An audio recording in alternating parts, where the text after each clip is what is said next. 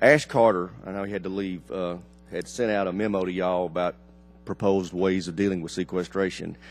Scared the heck out of the folks at the Anniston Army Depot in my district for obvious reasons. General Odierno, based on the notification timelines, when will the first date of DOD furloughs occur?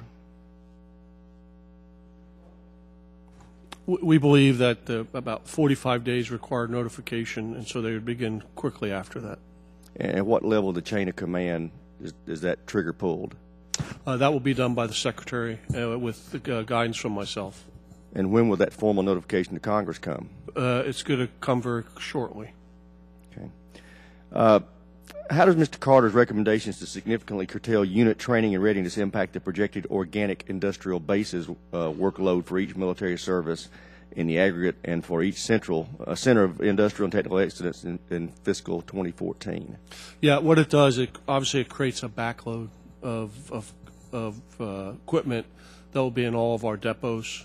As I stated before, depots have become a critical part of what we do. And so what we've done by delaying it will require backlogs, and it will require us longer and longer to get that equipment out. Again, I represent the Anniston Army Depot. As you know, we call it the pit crew for the American warfighter. We've got a backlog there. Do you know how much of a backlog that's already been paid for? I don't know the exact number, but I can get back with you on that. I'd appreciate that.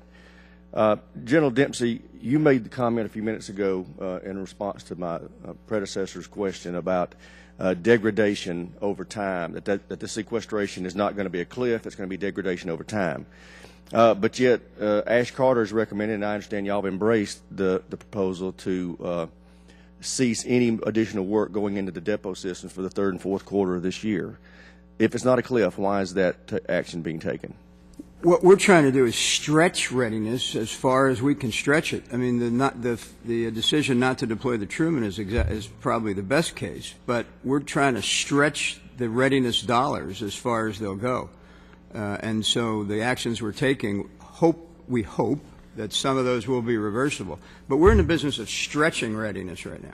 Well, see, that's my concern when you talk about ceasing.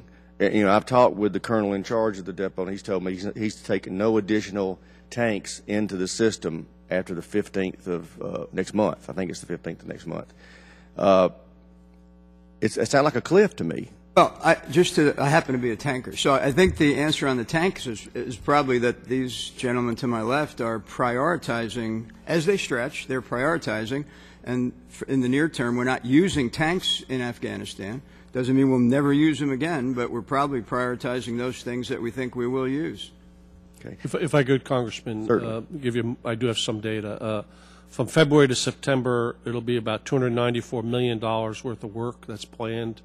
In Anniston, there'll be about $131.8 million carryover into 14 in Anniston Army Depot. Okay. That makes me think that we're not going to need to close it down third and fourth quarter. No, we're not going to close it down. We'll just reduce man hours. Man hours. Great.